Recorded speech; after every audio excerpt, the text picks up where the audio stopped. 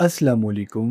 Welcome to the part number 9 of Pakistan Air Force Test Experience of 2026. And in today's video, we are going to talk about the experience of 7 August 2026.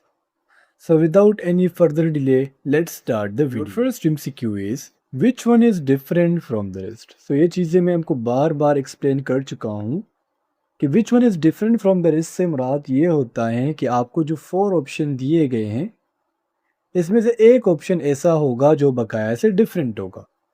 अब यहाँ पर आप option A को देख ले, B को देख ले और डी को देख ले, ये कलर्स के नेम्स है। लेकिन अगर ऑप्शन सी की बात करें, किसी शेप के बारे में बात की जा रही है, सो दैट्स व्हाई ये डिफरेंट है। बाज़ औक़ात स्क्वायर की जगह दिया होता है चेयर, केस में डिफरेंट कौन सा है, या फिर बाज़ औक़ात 3 चीज़ें एडिबल दी होंगी, एक चीज़ नॉन एडिबल दी होंगी। तो आपने वहाँ पर ये डिफरेंस करना है ताकि आप एमसीक्यूज आसानी से ठीक कर सके। MCQ number 2 is which one is different from the rest? Karachi, Kabul, Tehran and Beijing. Option B को देख ले। Kabul it is the capital city of Afghanistan, Tehran is the capital city of Iran and Beijing is the capital city of China. लेकिन अगर हम option A की बात करें कराची, सो ये किसी कंट्री की कैपिटल सिटी नहीं है, बल्कि इसे हम सिंध की कैपिटल सिटी और सिटी ऑफ लाइट्स कहते हैं। तो बकाया कंट्रीज़ की कैपिटल से, चूँकि जो कराची है ये प्रोविंस की कैपिटल सिटी है, सो डेट्स वाई यहाँ पर ऑप्शन है difference. Q number 3 is an type material consist of. So इससे पहले हम कंडक्टर्स, सेमीकंडक्टर्स और इंसुलेटर्स को देखेंगे। क्योंकि ये एमसीक्यूज सेमीकंडक्टर्स से रिलेटेड है, सो डायरेक्टली हम सेमीकंडक्टर्स को डिस्कस कर लेते हैं। सेमीकंडक्टर्स ऐसे मटेरियल्स होते हैं जिससे इलेक्ट्रिसिटी पास भी होती है और पास नहीं भी होती। इट्स मीन ये हमारे कंट्रोल में होते। फिर जो सेमीकंडक्टर्स होते हैं 2 टाइप्स के होते हैं, N type semiconductors and P type semiconductors. जो एन टाइप सेमीकंडक्टर्स होंगे इसमें हमारे पास जो मेजॉरिटी कैरियर्स होंगे, यहाँ पर बेसिकली मेजॉरिटी कैरियर्स का पूछा जा रहा है।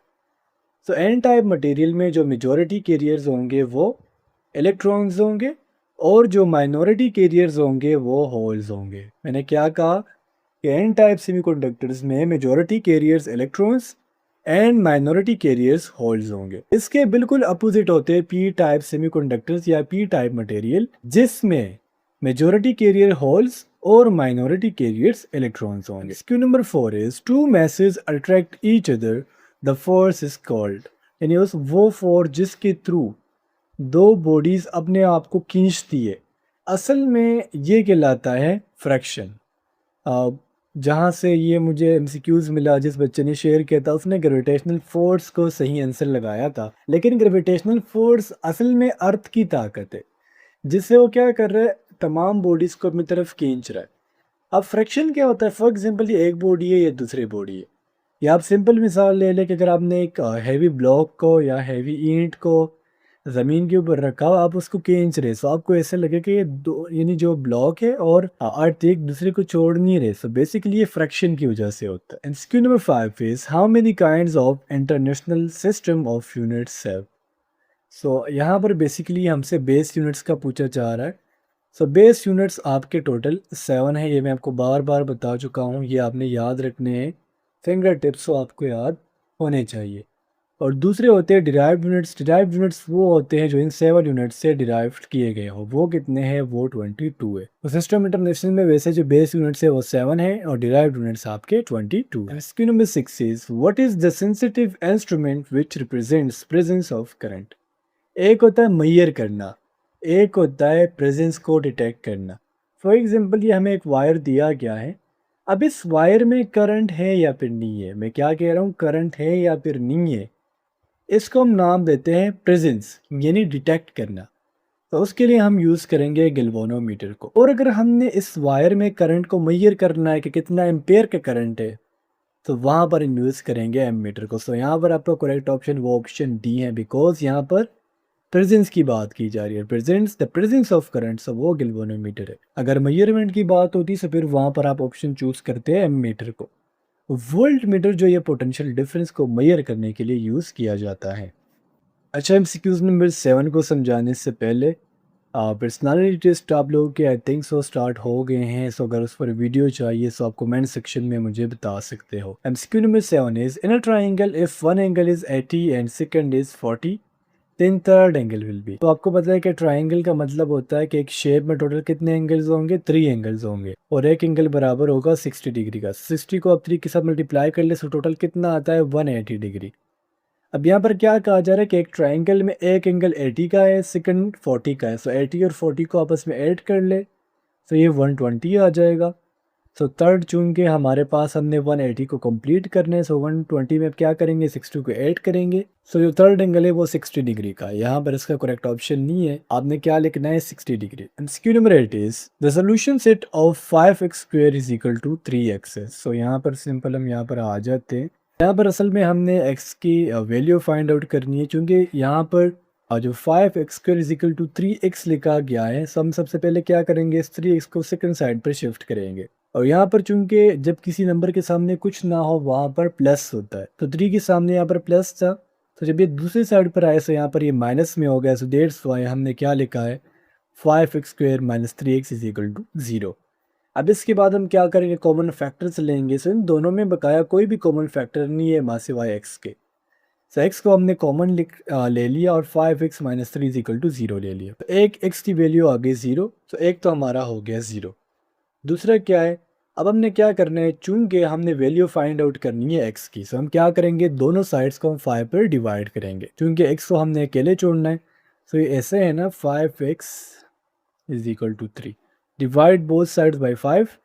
सो यहाँ पर भी 5 पर डिवाइड करेंगे, यहाँ पर भी 5 पर डिवाइड करेंगे। सो 5 को कैंसिल कर लेगा और x की वैल्यू आ जाएंगी 3/5। सो एक हमारे पास हो गया 0 और दूसरा हमारे पास हो गया 3/5। तो अगर ऑप्शंस में ऐसे दिया गया हो 0 एंड 3/5, तो ये भी सही है, और अगर 0 ना दिया गया हो, सिर्फ 3/5 भी आप सही ले सकते हैं। MCQ number 9 is she playing for a better life. So असल में यहाँ पर हम इज वर्किंग ये भी लिख सकते हैं। वर्क चूंकि पास्ट टेंस है, तो यहाँ पर इसको हम स्किप करेंगे। और हैज़ वर्क का मतलब है कि अभी यानी वो अपने काम को यानी कॉन्टीन्यूस काम कर रही है। तो यहाँ पर इस वर्किंग भी आप लिख सकते हो। हैज़ वर्कड यानी उसने अपने मुस्तकबिल को सही करने के लिए काम किया है। सो हैज़ वर्क भी लिख सकते हो, इज़ वर्किंग भी लिख सकते हो, लेकिन चूंकि हम अपने मुस्तकबिल को यानी अपने लाइफ को सही बनाने के लिए कॉन्टीन्यूसली काम करते हैं, सो दैट्स व्हाई यहाँ पर हमारा जो करेक्ट ऑप्शन है वो ऑप्शन है, she is working for a better life. MCQ number 10 is blank what have you done. अब यहाँ पर हमने चूज करना है इंटरजेक्शन को। इंटरजेक्शंस ऐसे वर्ड्स होते हैं जो आपके फीलिंग को एक्सप्रेस करें। अब यहाँ पर कोई बच्चा है या सपोज कर ले आप ले ले के माँ है अपने बच्चे को कह रही कि तुमने क्या किया, तो यहाँ पर हमारा जो करेक्ट इंटरजेक्शन होगा वो होगा ऑप्शन है oh what have you done. अल्लाह हम तब यूज करेंगे जब हम किसी चीज पर अफसोस कर रहे हो, तो यहाँ पर वैसे हम अल्लाह भी यूज कर सकते हैं। ये दोनों असल में इंटर कन्वर्टेबल है, आप दोनों में कोई भी यूज कर सकते हो। हुर्रे एक्सप्रेस करता है हैप्पीनेस को, सो हुर्रे यहाँ पर नहीं है। और आउच जब आपको चोट वगैरह आ जाए तब आप आउच यूज करते हो, so that's why option D भी नहीं है। सो आप ऑप्शन बी भी यूज कर सकते हो एंड ऑप्शन ए भी यूज कर सकते हो। Number 11 is which one is different from the rest. अब आप कहेंगे सर ये तो नंबर्स है, इसमें हमें कैसे पता लगेगा कि कौन सा डिफरेंट है, तो यहाँ पर ऑप्शन डी डिफरेंट है। रीजन क्या है, ऑप्शन ए बी और सी ये आपके इवन नंबर्स है, यानी ऐसे नंबर जैसे आप 2 पर डिवाइड कर सकते हो, जैसे कि 2 को 2 पर डिवाइड कर सकते हो, 4 को भी 2 पर डिवाइड कर सकते हो एंड 20 को भी 2 पर डिवाइड कर सकते हो। लेकिन जो ऑप्शन 5 है हमारे पास एक और नंबर है जो सिर्फ अपने आप के ऊपर डिवाइड होगा, तो दैट्स वाई जो ऑप्शन डी है यहाँ पर ये different. MCQ number 12 is the time period is reciprocal of. So ये आई थिंक सो हमने सीएई के एमसीक्यूज में डिस्कस किया था। तो टाइम पीरियड में आपको एक दफ़ा फिर बता देता हूँ, ये हमारे पास एक वेव है, ये अपना एक कंप्लीट ड्यूरेशन कितने टाइम में कवर कर रही है कहलाता है टाइम पीरियड। फ्रीक्वेंसी क्या होती है, फ्रीक्वेंसी का मतलब होता है कि एक वेव एक सेकंड में कितने वाइब्रेशंस लेती है, एक मिनट में कितने वाइब्रेशंस लेती है, ये कहलाता है फ्रीक्वेंसी। अब यहाँ पर टाइम पीरियड जो है रेसिप्रोकल है किस चीज़ का, फ्रीक्वेंसी का। रेसिप्रोकल का मतलब होता है अपोजिट। अगर ये टाइम पीरियड है तो हमारे पास 1/f के बराबर होगा, और अगर आप फ्रीक्वेंसी को लिखोगे तो फ्रीक्वेंसी हमारे पास 1/t के बराबर होगी। इन दोनों के फॉर्मूलाए है, तो दैट्स व्हाई टाइम पीरियड जो है रेसिप्रोकल है किस चीज़ का, फ्रीक्वेंसी का। और फ्रीक्वेंसी का यूनिट भी आपको पता होना चाहिए, वो है hertz. Question number 13 is work done पर unit time is called. So ये हमारे पास करेक्ट आंसर पावर है। पावर क्यों है, बिकॉज हमने पावर को सिंपल कहा था कि पी से डिनोट करते हैं, और हमारे पास W/T के बराबर है। Work done in unit time is known as power. और पावर की डिफिनीशन क्या है? So the rate of doing work is known as power. Question number 14 is antonym of invariable. Invariable का मतलब ये होता है कि अपने पोजीशन में या अपने आप में चेंज ना करना। और यहाँ पर इसका जो करेक्ट एंटोनिम है, एंटोनिम का मतलब होता है इसका बिल्कुल उलट लफ्ज़, वो है फ्लेक्सिबल। फ्लेक्सिबल या फिर दूसरा आप क्या कर सकते हो, वेरिएबल। अगर आपसे इसके सिनोनिम्स पूछे जाते, सो कांस्टेंट, स्टेडी और फिक्स्ड, ये फिर इसके क्या होते हैं, ये इसके synonyms. MCQ number 15 is the work done by fraction. So fraction मैंने आपको समझा दिया। फ्रैक्शन का मतलब होता है कि ऐसा फोर्स जो एक ऑब्जेक्ट को अपनी जगह से मूव होने ना दे। सो फ्रैक्शन हमेशा जो भी काम करेगा या नेगेटिव होगा या पॉजिटिव नहीं हो सकता। प्रीवियस वीडियो में हमने देखा था कि पोटेंशियल एनर्जी पॉजिटिव और नेगेटिव दोनों हो सकती है। काइनेटिक एनर्जी सिर्फ पॉजिटिव होंगी, जबकि फ्रैक्शन की वजह से जो काम होगा, जो वर्क डन होगा, वो negative. Number 16 is she blank a magazine. So hedge को देख ले। सो हेज हम यूज़ नहीं कर सकते बिकॉज शी के साथ हम हमेशा इज़ यूज़ करेंगे अगर हमने वर्क को चूज़ करना हो है। लाइव, सो वो मैगजीन के अंदर रह रही है, नहीं रह रही। सो यहाँ पर सिंपल जो हमारा करेक्ट ऑप्शन है वो ऑप्शन सी है। चूँकि हमने पढ़ा था कि जब भी शी, ही और इट आ जाए, सो वहाँ पर जो हम वर्ब यूज़ करेंगे उसके साथ हम एस या फिर ई एस का इजाफा करेंगे। तो यहाँ पर चूँकि रीड हमारा मेन वर्ब होगा, सो देट्स वाई रीड के साथ हमने एस लगाया, तो she reads a magazine. MCQ number 17 is longitudinal waves consist of. So longitudinal waves में क्रेस्ट और ट्रफ दोनों मिलेंगे। और ट्रफ आपका हाईएस्ट पॉइंट होता है और क्रेस्ट किसी भी वेव का जो लोवेस्ट पॉइंट है वो कहलाता है क्रेस्ट। तो the highest point of a wave is known as trough, while the lowest point of a wave is known as crest. So students, ये थे आप लोगों के आज के एमसीक्यूज़। उम्मीद करता हूँ आपको तमाम एमसीक्यूज़ क्लियर हुए होंगे। कोई क्यूरी है तो कमेंट सेक्शन में पूछ सकते हैं। नेक्स्ट वीडियो में मिलते हैं। अल्लाह हाफिज़।